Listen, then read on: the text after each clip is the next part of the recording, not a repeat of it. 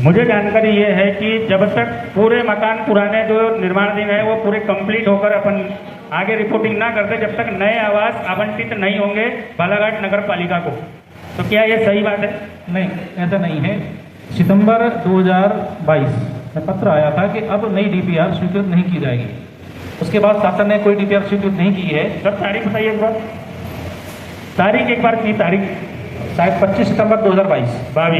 22 के बाद भी सर बालाघाट नगर पालिका के द्वारा पूरे 33 वार्ड के लोगों से आवास के मकान फॉर्म भरवाए गए मकान बनाने और बकायदा उसको पोर्टल पे दर्ज किए गए हैं। नहीं, जो लोग अप्रारंभ थे, जो 3 नए मकान के जो आवेदन दे रहे हैं, आवेदन भले लिए गए हों, लेकिन जब अपन अपना पोर्टल ही बंद है तो अपन उनको क्यों भटका रहे हैं? आवेदन भरवा रहे हैं, उनको ऑनलाइन कर रहे हैं, वो गलत है। लिए जा रहे हैं तो गलत है, तो गलत तो क्योंकि शासन ने बंद कर दिया है। और जो आवास अप्रारंभ थे डीपीआरों के, जो 379 और जो पूर्ण हुए हैं, इनको पूर्ण करवाना है। एक छूट दी गई थी शासन के द्वारा कि अगर आप उसी टाइम पर इनके अलावा इनको हटा के किसी को और शामिल कर लेते हैं तो वो स्वीकृत कर देंगे। लगभग सर 1100 फार्म अपने पास में और है। बिल्कुल है। तो वो तो 22 के बाद में हुए हैं सर 500-700। हाँ बिल्कुल। कौन है संबंधित वहाँ फार्म जो अपलोड करता है? 22 के बाद में सर मेरा कहने का मतलब है कि यदि शासन से पोर्टल बंद है तो अपन यहाँ पर अपने नगर के लोगों को अनावश्यक क्यों परेशान करें? उनको 2 टूक में अपन बोल दें कि भाई योजना का पोर्टल अभी बंद है, जब चालू होगा जब अपन फॉर्म देंगे आपको। पोर्टल बंद, पोर्टल पर अपने यहाँ के कंप्यूटर में बकायदा नाम भी दिखाया जा रहा है। सितंबर 22 के बाद शासन ने घोषणा कर दी थी कि जो सितावत रह गए हैं वो पूर्ण करें। नई डीपीआर कोई भी स्वीकृत कहीं नहीं हुई है। तो आप फिर जो आवेदन लिए गए हैं तो वो गलत लिए गए हैं। गलत लिए तो उन पर कार्रवाई होना चाहिए। अभी जानकारी ले लीजिए, आप कौन देख रहे हैं प्रधानमंत्री आवासों पर, जानकारी ले लीजिए अगर मेरी झूठी होगी तो। आप लोग कह रहे हैं कि 83 लोगों को भेजा गया है पद, लेकिन क्या आपके विभागीय कर्मचारी को ये मालूम है कि 83 में से किसके कंप्लीट हो चुके मकान? हाँ, जिनके मकान कंप्लीट हो चुके उनको भी आप पत्र भेज रहे हैं। 83 लोगों ने काम ही स्टार्ट नहीं किया।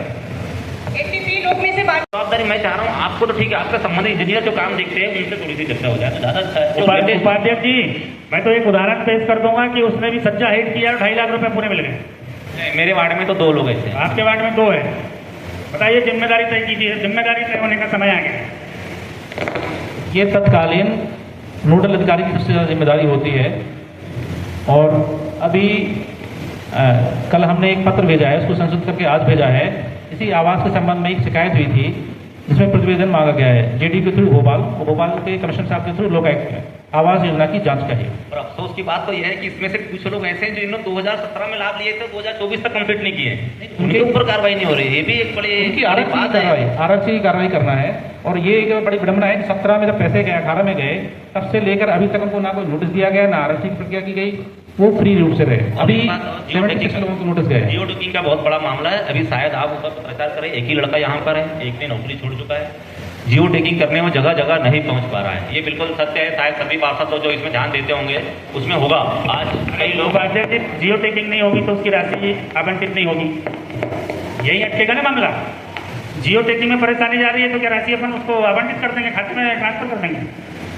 जियो टैगिंग के नहीं कर सकते। मेन तो यह है ना कि भाई उसने सच्चा हाइट में काम किया है, उसकी स्लेब की भी जियो टैगिंग कर दी गई, फिर लोगो बना लिया गया। कहाँ बनाए? नगर पालिका के मुखिया हो, माननीय मुख्य नगर पालिका अधिकारी जी जवाब दे रहे हैं और टाल मटोल कर रहे हैं। अभी मैं आपके भी एक घोषणा पर आऊंगा, इसमें आपने अल्टीमेटम दिए थे हनुमान चौक वाली में, आपको हाथ पे हाथ धर के चुप बैठने से कुछ नहीं होगा। आप ये जिम्मेदारी से आप हटने की कोशिश कर रहे हैं। आपकी भी जिम्मेदारी है कि इस बालाघाट नगर पालिका में भी कुछ हो रहा है तो आप भी जवाब दे। बुलवाइए, क्यों नहीं बुलवाया जा रहा है संबंधित विभाग प्रमुख को, इंजीनियरों को? क्यों उपाध्यक्ष जी, परिषद की बैठक चल रही है, कोई मजाक नहीं चल रही है। वो इसका जवाब दो। और जिम्मेदारी आप लोगों की है। दोनों मैम ने बोला है और ये पार्षद जी बात हमारी रिवील करके हैं वही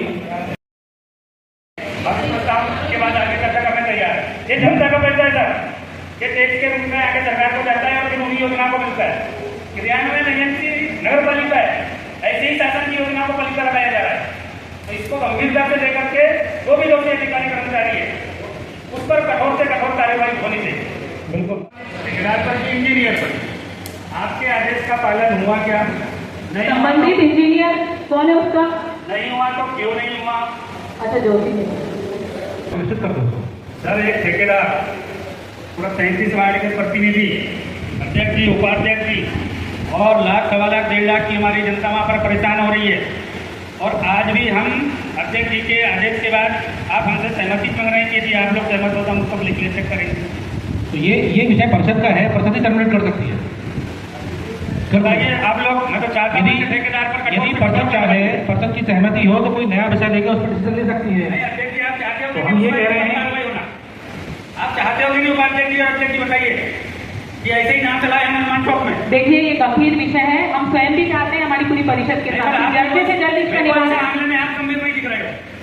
देखिए पिछले बार जब हमने उपयंत्री को, आपकी घोषणा इसी परिषद की थी। मैं मान रही हूँ, मैं स्वयं स्वीकार कर रही हूँ कि उपयंत्री को आपकी बात की अवहेलना की, कैसे ठेकेदार इतना आपसे बड़े हो गए, आप प्रसन्न नागरिक हो हमारे, आप पूरे पार्षदों की संरक्षक हो। यदि आपकी बातों पर यहाँ पर अमल नहीं किया जाएगा तो किसी पार्षद कैसे उम्मीद रख लेंगे। इसीलिए समीक्षा की नौबत आ रही है। आप मैनेज कर सकते हैं कि नहीं? अपने नगर पालिका कई अन्य ऐसे खर्चे जिसको कम किया जा सकता है।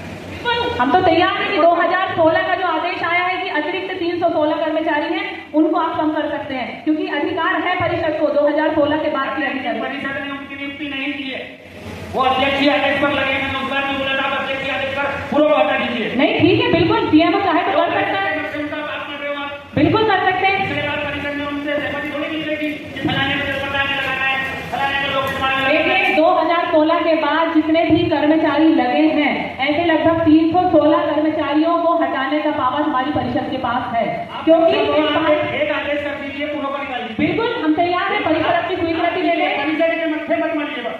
ये काम सीएम करेगा। आपकी भी अध्यक्ष पर हाथ सीएम बोलिए। आप हम लोगों का काम करते हो, आप लोग पार्षदों का फोन नहीं उठाते हो, आप पार्षद बच्चों का फोन उठाते हो, हम लोगों का कोई नाम नहीं सुनते हो।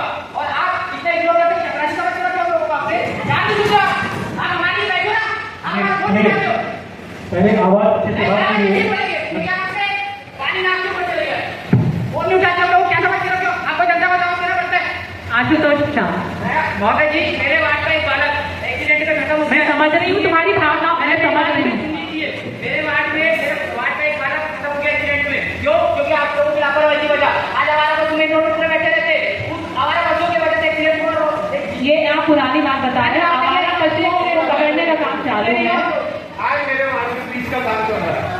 मेरे वार्ड में जब वहाँ के लोग जाते हैं, आवागमन करते हैं, कई महिलाएं, बच्चे, बहुत बड़ी दुर्घटना हो सकती है। मैंने कई बार आप लोगों को बच्चों को शिकायत किया कि वहाँ पर आइए, देखिए वो क्या बोलते स्वच्छता क्या होगी। मैम हमारी कौन है बताइए, जो चालान काटते हैं कौन है?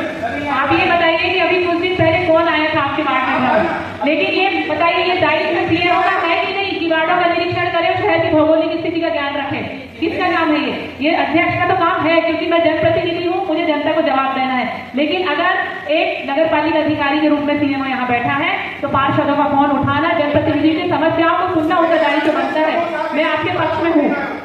आपका फर्ज बनता है कि वार्ड में आकर एक बार देखिएगा। आपके कर्मचारी है, अभी तो मैं कितने बार बोल चुका हूँ कि सर मैंने बताया, मेरे को पता चला कि मैं करके मैं उन्हीं से पूछना चाह रहा हूँ कि वो उनके पास अधिकार है ना चालान काटने का, है ना?